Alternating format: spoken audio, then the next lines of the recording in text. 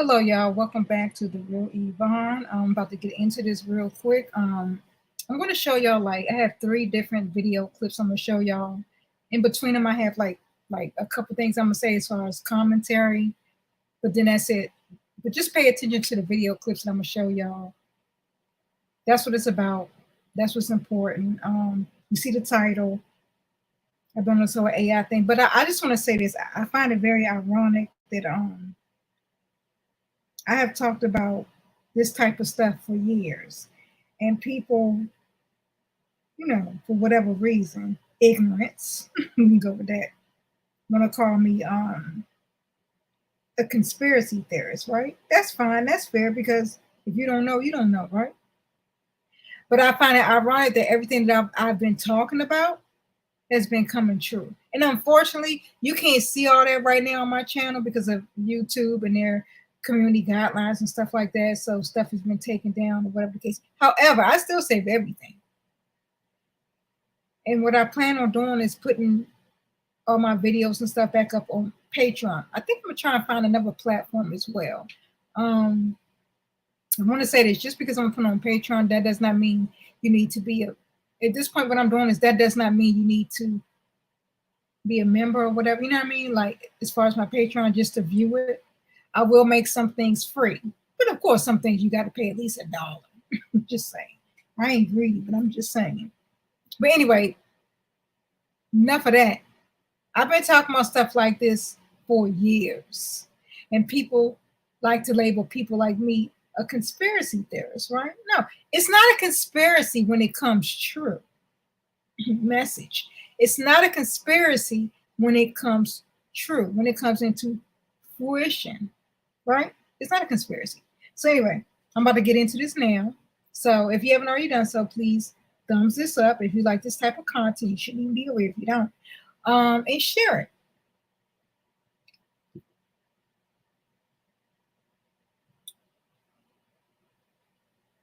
And hello to everybody that's here in the chat. What's up, Ty? Strictly Business. I don't know if that's supposed to be John Frank. I don't know. It looks like a whole nother language. But anyway. Thank you to everybody's here and you Bush people. But anyway, with that being said, let me go and get into this. I'm about to share now.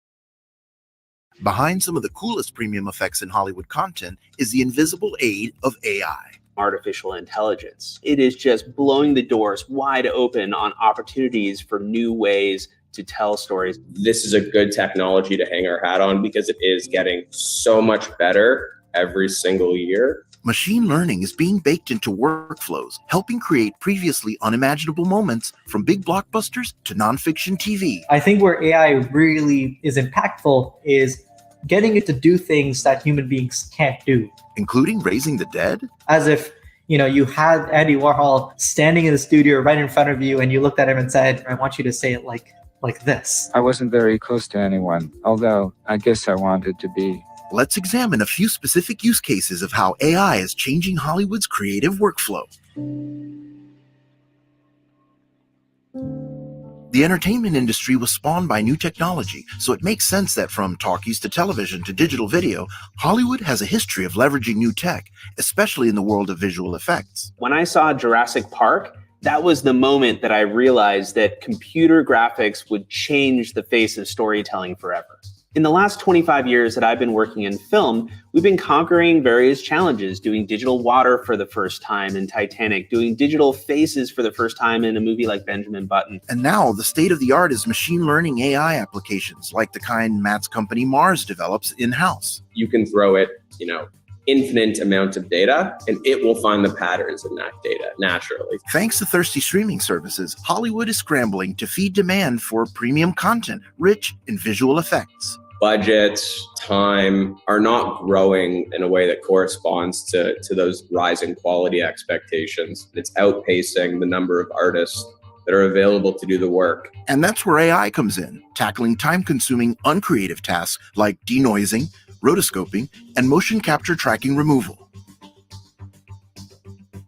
This was our first time ever trying AI in a production. We had a lot of footage just by virtue of being on the project and doing 400 shots for Marvel. When we received the footage, which we call the plates, in order to manipulate Paul Bettany's face, there needed to be tracking markers during principal photography. We looked at it, we said, okay, well, removing tracking markers is going to take roughly 1 day per shot. In order to replace or partially replace Vision's head for each shot, and a shot is typically defined as about 5 seconds of footage, the tracking marker removal itself was about 1/10 of that. So on a 10-day shot, 1 day was simply removing tracking markers. We developed a neural net where we are able to identify the dots on the face. The artificial intelligence averaged out the skin texture around the dot, removed the dot, and then infilled with the average of the texture surrounding it. Now, Marvel loved it because it sped up production. They saved money. It's exactly what we wanted these solutions to do. Where the solution was faltering was whenever there was motion blur, when Paul Bettany moves his head very quickly to the right or to the left, there's moments where those dots will reappear, partially because in the data set itself, we didn't have enough motion blur data. Another example would be whenever the character turned his head where his eyes were out of the screen, you would see those dots reappear as well. And the AI recognition, it's using the eyes as a kind of a crucial landmark to identify the face. And so if I turn my head this way and you can't see my eyes, well, the AI can't identify that as a face. Again, you can fix those things with more data. The more data you feed these things, typically the better, right? There wasn't a lot of clean data available on our next AI use case. The star of the film had been dead for 25 years. Yet the director wanted more than 30 pages of dialogue read by iconic artist Andy Warhol himself. So what do? You could hire like a voice actor to do like a great impersonation.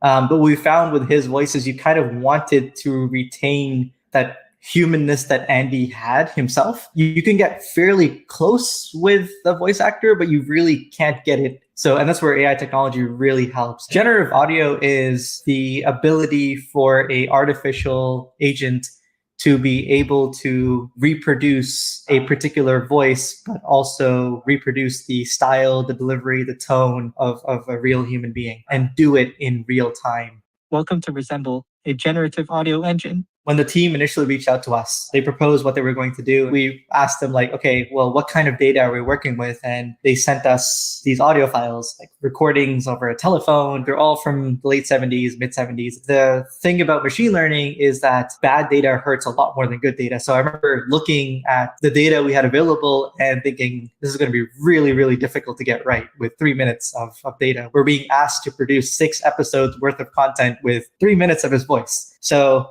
with 3 minutes, he hasn't said every word that's out there. So we're able to extrapolate to other phonetics and to other words, and our algorithm is able to figure out how Andy would say those words. That's where neural networks are really powerful. They basically take that speech data, they break it down, and they understand hundreds and thousands of different features from it. Once we have that voice that sounds like Andy from those 3 minutes of data, then it's all about delivery. It's all about performance. I went down to the office because they were making a robot of me. And Andy's voice, it's highly irregular. And that's where the idea of style transfer really came in. So style transfer is this ability for our algorithm to take input as voice and someone else's speech. I wasn't very close to anyone, although I guess I wanted to be. But we're able to say that line, and then our algorithm is able to extract certain features out of that delivery and apply it to Andy's synthetic or target voice. The first one was like automatic generated, no touch-ups. I wasn't very close to anyone, although I guess I wanted to be. The second one was like touch-up by adding applause. I wasn't very close to anyone, although I guess I wanted to be. And then the third one was basically adding the final touch where it's like, okay, you know what? I really want to place an emphasis on this particular syllable. So yeah, let's get a voice actor to do that part, to actually place that emphasis on the right words, the right syllable. And then the third output has those features extracted from that voiceover actor and to Andy's voice. I wasn't very close to anyone, although I guess I wanted to be. You have definitely heard AI voices being used in the past for touch-ups or a line here or there. This is probably the first major project that's using it so extensively. Most VFX is still a very manual process. Characters can be extremely challenging. Creatures, things like fur, hair, those things can be extremely challenging and time-consuming. One notable example of where the technology is headed are the scenes involving advanced 3D VFX in Avengers Endgame. Josh Brolin plays Thanos. We captured tons and tons of data in this laboratory setting with Josh. And then we use that data to train neural networks inside of a computer to learn how Josh's face moves. They'll say lines, they'll look left, they'll look right, they'll go through silly expressions, and we capture an immense amount of detail in that laboratory setting. Then they can go to a movie set and act like they normally would act. They don't have to wear any special equipment. Sometimes they wear a head camera, but it's really lightweight stuff, very unobtrusive, and allows the actors to act like they're in a normal movie. Then later, when the animators go to animate the digital character, they kind of tell the computer what expression the actor wants to be in. And the computer takes what it knows based on this really dense set of data and uses it to plus up, to enhance what the visual effects animator has done and make it look completely real. So there will come a time in the future, maybe it's 10 years, maybe it's 15 years, but you will see networks that are going to be able to do really creative stuff. Again, that's not to suggest that you remove talented artists from the equation, but I mean, that's the bet that we're taking as a business. Is AI going to take over my job? What I see happening right now is actually quite the opposite, is that it is creating new opportunities for us to spend the time on doing things that are creatively meaningful. Rather than spending lots of time doing menial tasks, we're actually able to focus on the creative things, and we have more time for iteration. We can experiment more creatively to find the best looking result. I think that the more that AI can do the menial stuff for us, the more we're going to find ourselves being creatively fulfilled. Again, the argument for us is like really creating content that isn't humanly possible. So,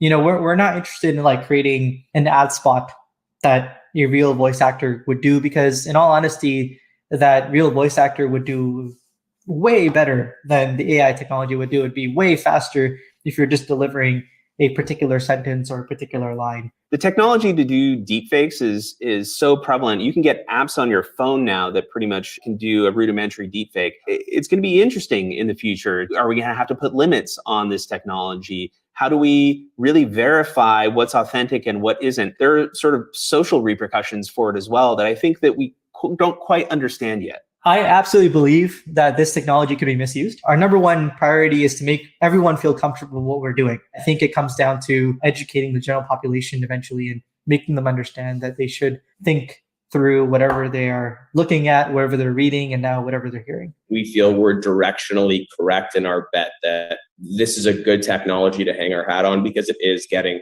so much better every single year. And we don't want to miss what we see as like a once in a lifetime opportunity here.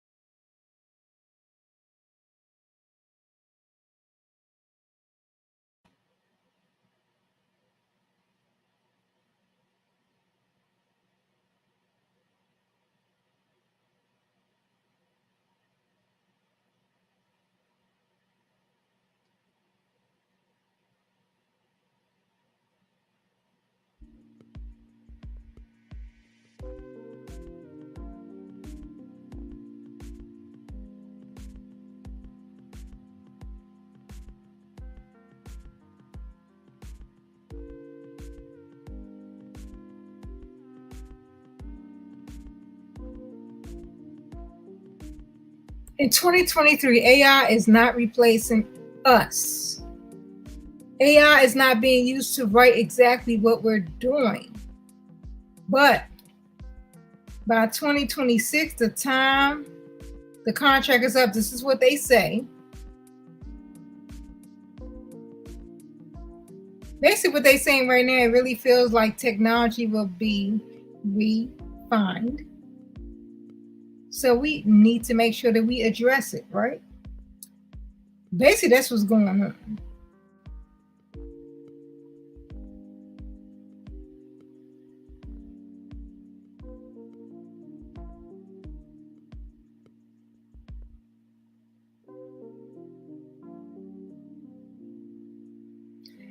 There's an AI startup called Wonder Dynamics. They just came out with a new AI power editing studio called Wonder Studio, which they claim allows users to automatically replace real actors with convincing CG characters with a simple drag and drop.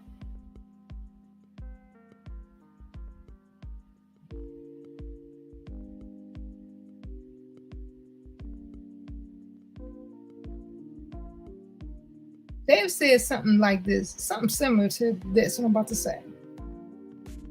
We built something that automates this whole process, animates it live, frame by frame. There's no need for mocap. It automatically detects actors based on a single camera. Wonder Dynamics co-founder Nikola Todorovic, look on the screen, told the TechCrunch last week. It does camera motion, lighting, color, replaces the actor fully with CG. Put the I on the end. With CG.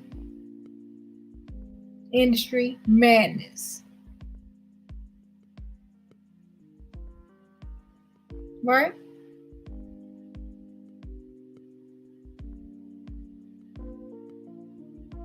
What's up, Carla?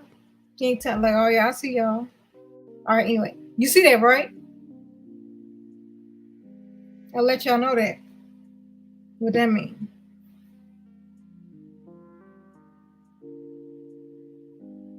This doesn't disrupt what they're doing. It automates 80 to 90% of the objective VFX work and leaves them with the subjective work. End quote. The beauty of AI is taking something so complicated and simplifying it. Message. I want y'all to pay attention. What they doing, right? The goal all along was to make a tool for artists to empower them.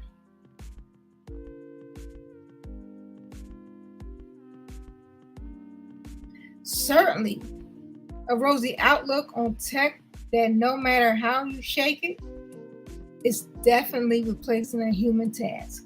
Look at it.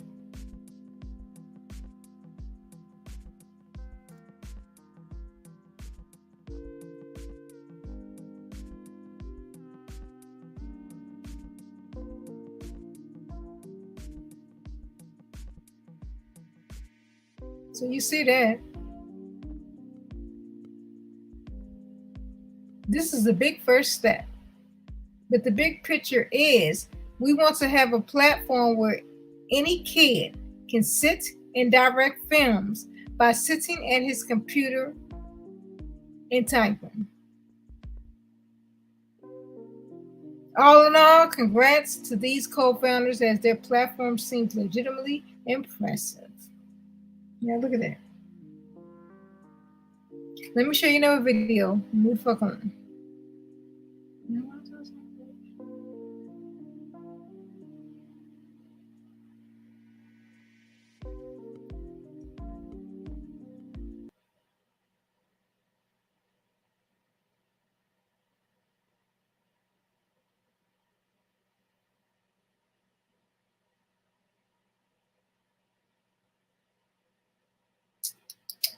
me see how I do this.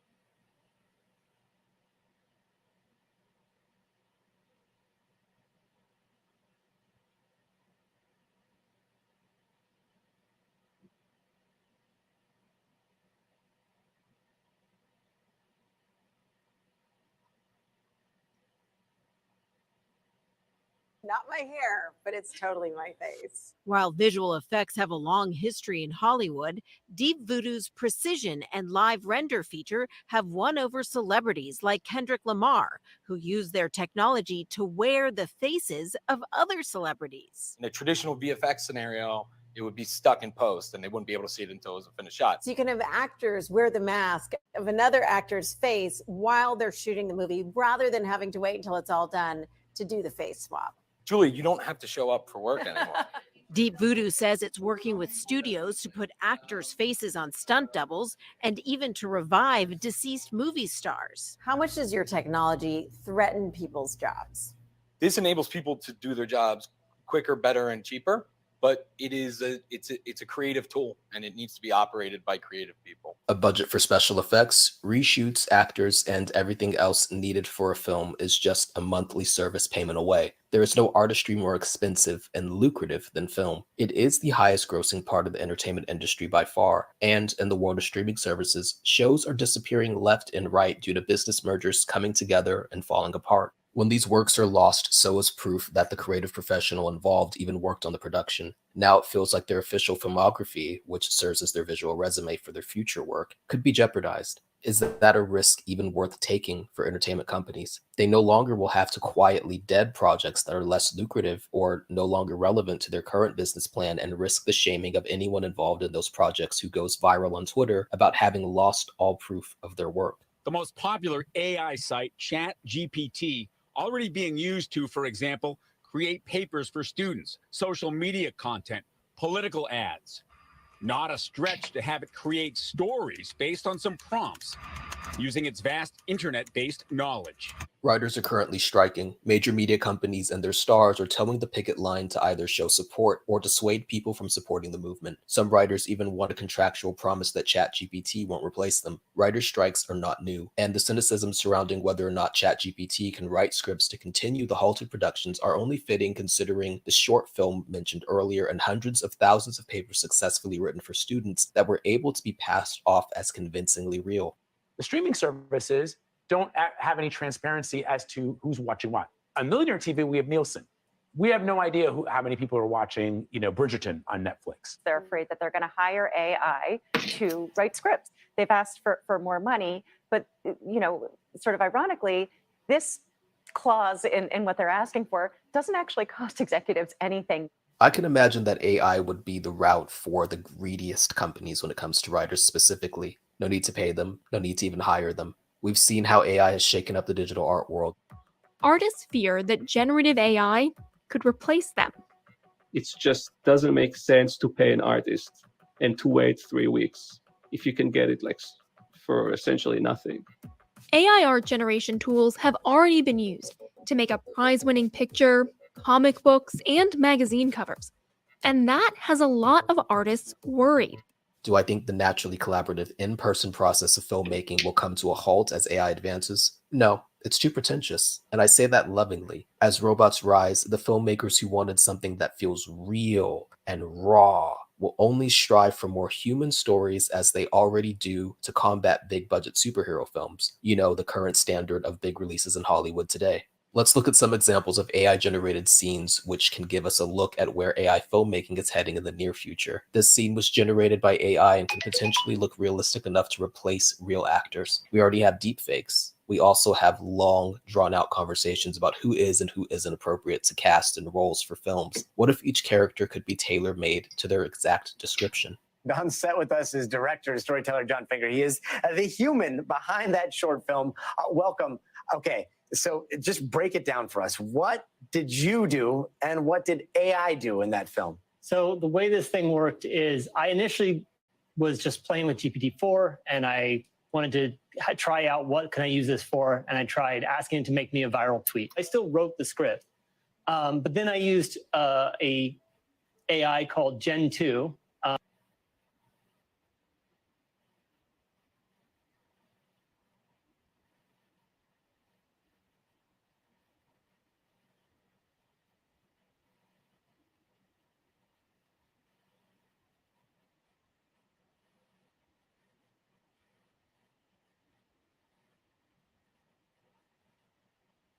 Specifically for you? Or what about a digital therapist that can, in a single session using facial tracking and voice monitoring on your phone, accurately diagnose and treat any and all mental disorders you may be suffering from quickly and effectively? How about some custom wedding rings, digitally designed by an AI based on your social media profiles and your own preferences, manufactured in a vending machine where the young married couple can come to pick them up? Or how about a digital salesperson who can easily and reliably overcome any and all objections a customer could come up with? They literally know the perfect moment to ask for the sale based on the algorithm and voice and facial scans. They'll never get tired, never complain, and close way more often and reliably than any human ever could. Do you think a business might be interested in a salesperson like that? What about a bot that can make video calls for the purposes of scamming or even espionage, but still look and sound exactly like a real person? Maybe even someone you know. Are you sure you could tell the difference between a fake face and a real one? Lastly, if you do things like concept art, abstract art, font design, character art, sort of, product design, creating textures, also fashion design, anything fashion. I mean, I know nothing about fashion, but look at these. Look at this. That's amazing. Look at it. That's crazy. Look, pretty much any kind of conceptual design work, you might already be out of a job. So, what do you think? Am I crazy? Am I being too much of an alarmist? Or are you starting to think of all the other things that could be done with this kind of technology? Let me know down in the comments below.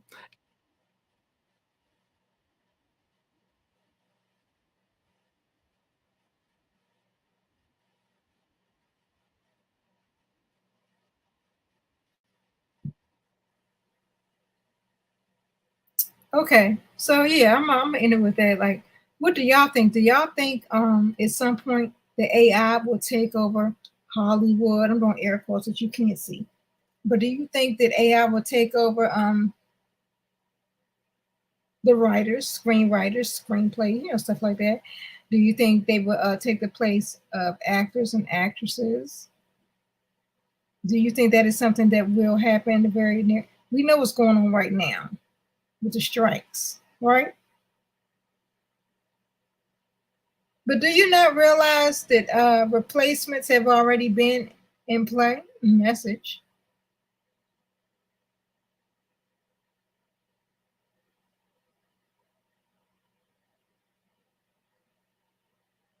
You know, one thing I have said, I was like, I get it. The whole AI and all that. But at the end of the day, don't you still need a human? If they have some type of glitch or something need to be fixed, you need a human to still fix that. But I said a human, meaning it could be 20 of y'all and 2 of y'all might keep your job. But the rest of y'all, they're going to fire. That's just an example. I'm just saying, you know what I'm saying? But it's been going on. This whole AI, it has absolutely been going on. Whether you choose to recognize it or not, that's on you, but it's been going on. Now, you can continue to call people like me a conspiracy theorist. It is the fuck it is. I'm not a conspiracy theorist. Everything that I've been talking about for years is coming into the light. See, everything done in the dark is going to come to the light. You fuck what nobody say.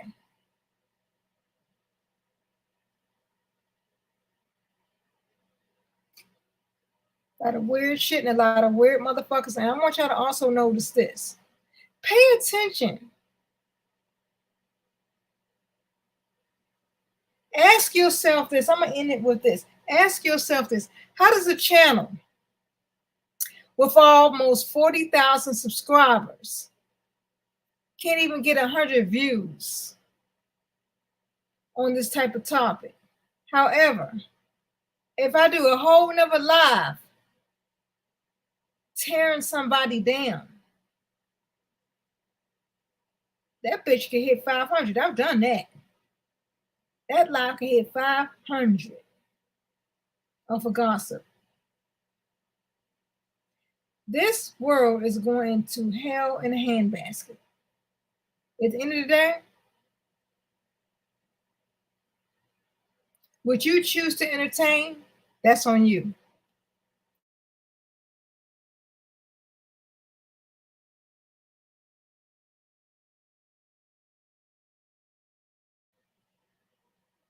But what you won't get to say is, I didn't know. Let me tell y'all something. I know somebody in my chat right now, Furious Fly. That ain't his real channel. Drop your damn link in your channel.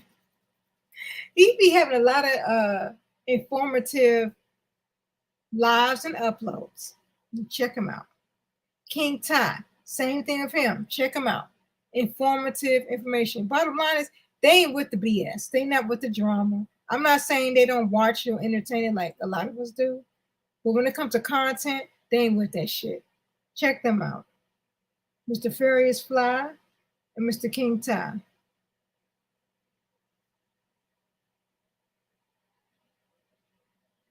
If I miss anybody, please let me know, y'all, and I'll fix that. But I just want to at least point them two brothers out.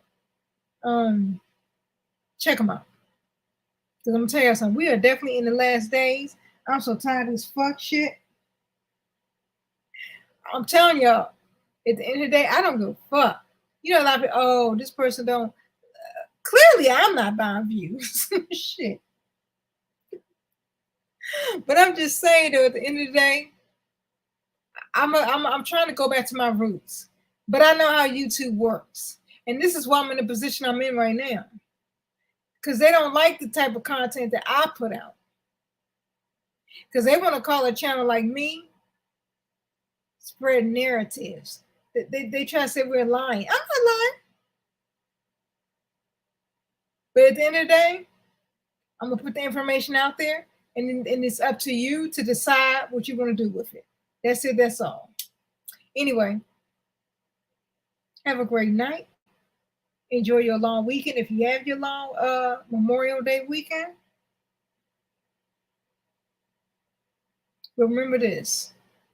Nobody's promised tomorrow. So what you entertain today, you may be judged for tomorrow. Message.